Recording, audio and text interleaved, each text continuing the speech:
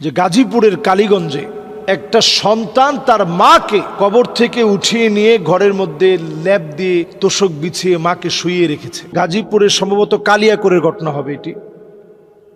আমি এটা নিয়ে কথা বলতে চাই এই জন্য যে আহারে সন্তানটা মায়ের যে প্রাপ্য হক সেটা জীবদ্দশায় দিতে পারে না। ছেলেটার নাম সজীব।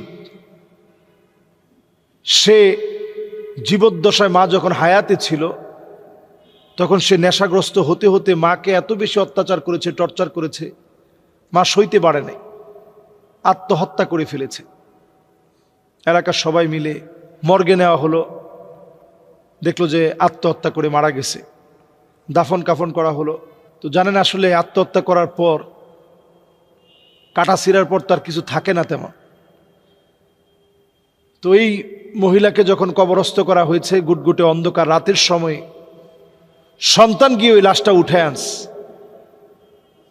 এনে কম্বল টম্বল দিয়ে মাকে ঢেকে রাখছে। মানসিকভাবে ছেলেটা ভারসাম্যহীন হয়ে গেছে নেশা করতে করতে। তো এরপরে এলাকাবাসী এসে দেখে যে কবর খালি। ঘরের দিকে গিয়ে দেখে দরজা বন্ধ, কিন্তু গন্ধ আসতেছে। লাশের দুর্গন্ধটা প্রচন্ড দুর্গন্ধ। তো সবাই বুঝতে আর বাকি নাই, ভিতরে গিয়ে দেখে যে এরকম কাণ্ড ঘটিয়েছে। তো এলাকার লোকদেরকে সে হুমকি দিচ্ছিল যে সবাইকে মেরে ফেলবে। তার মামাকেও হুমকি দিচ্ছে যে মাকে কেন কবরে রাখলা। তা আমরা অনেক সন্তানই আছি, বাবা মার জীবদ্দশায় আমরা বাপ মাকে চিনি না। অনেকেই মায়ের সঙ্গে আমরা ধমক দিয়ে কথা বলি, বাপের সঙ্গে ধমক দিয়ে কথা বলি, অন্যায় আচরণ করি, ঘাড় মোটা করে কথা বলি, মনে করি আমার তো বয়স হয়েছে, এখন কি আমার বাপ আমার সাথে পারবে, আমার মা আমার সাথে পারবে। মা বাপ শ্রদ্ধার এমন একটা জায়গায় বসা, কখনো তাদের সামনে আপনি বড় হবেন না, আপনি ছোটই থাকবেন, নিজের ছোটই রাখবেন। মা বাপের সামনে যত বেশি ছোট রাখতে পারবেন আল্লাহ আপনাকে তত বড় বানায় দিবে। ওয়াকফিদ লাহুমা জানাহা যুল্লি মিনার রাহমাহ, নিজের ঘাটটাকে মায়ের সামনে নিয়ে অবনমিত করে দিয়ে ছোট্ট আওয়াজে কথা বলেন। দুঃখজনক সত্য, আমরা এই বিষয়গুলো বোঝার চেষ্টা করি না, এই বিষয়গুলো মানার কোনো দায়িত্ব বলে মনে করি না।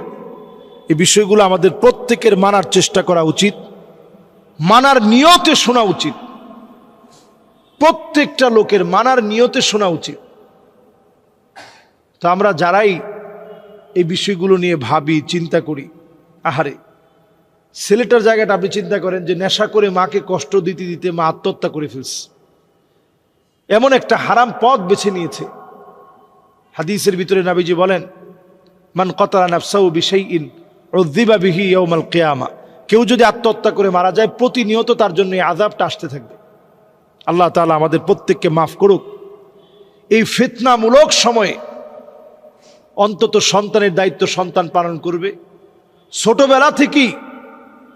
ছোটবেলা থেকেই সন্তানদেরকে উচিত পিতামাতার 3টা হক আদায় করা। 1 নাম্বার, স্বামী হিসেবে আপনি স্বামী হয়ে স্ত্রী হিসাবে যাকে বেছে নেবেন তিনি যেন নেককার হয়, এটা সন্তানের প্রথম পাওনা হক। দ্বিতীয় হকটা হচ্ছে সন্তানের সুন্দর একটা নাম রাখা। তৃতীয় নাম্বার হক হচ্ছে সন্তানকে ছোটবেলা থেকে আল্লাহকে চিনানো। এই যে ছেলে কবর থেকে উঠে আনছে, আসলে এই ছেলে আল্লাহকে চিনে না, আল্লাহকে জানে না, আল্লাহকে বোঝার চেষ্টা করে না। আমরা আমাদের প্রত্যেককে ছোট্টই নাসিহাটা করতে চাই যে পিতামাতার ব্যাপারে সজাগ হন। জীবনে যা প্রয়োজন আল্লাহর কাছে চান, পিতামাতার সাথে সুন্দর আচরণ করেন, আপনার ভাগ্য পরিবর্তন হবেই হবে ইনশাআল্লাহ।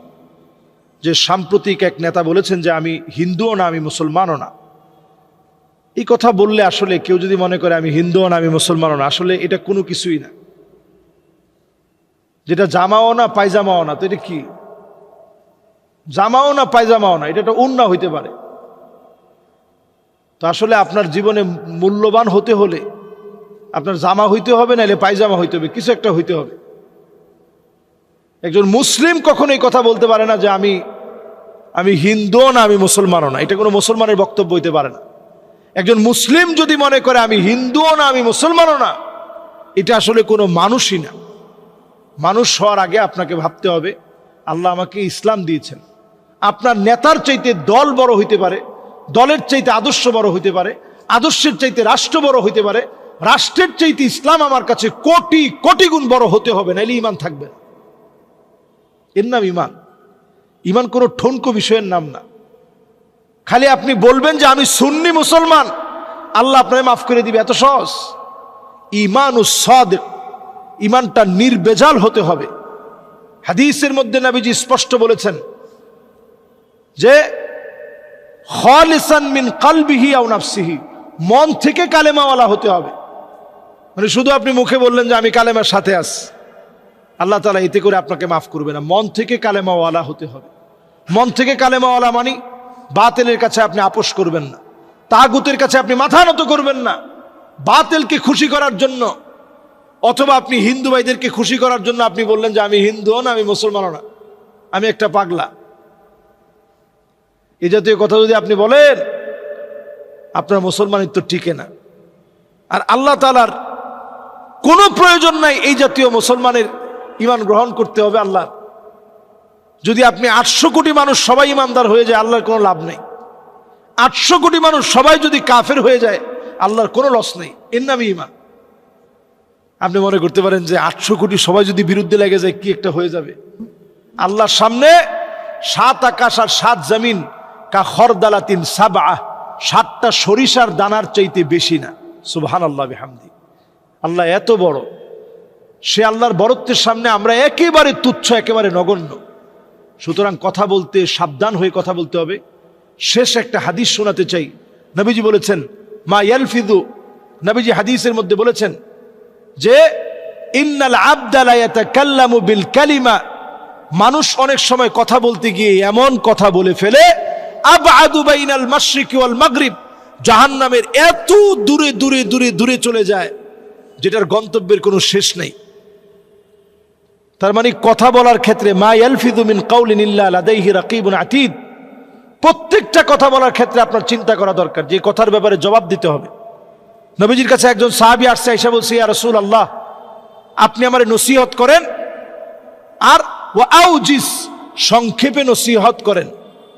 নবীজি 3টা নসিহত করলেন, এর মধ্যে 2 নাম্বার নসিহত করলেন এমন কথা বলবা না ইয়াতাযির, যেটার কারণে তুমি লজ্জিত হতে হয়, আবার মাফ চাইতে হয় যে ভাই আমার ভুল হয়েছে, আমার মাফ করে দেন।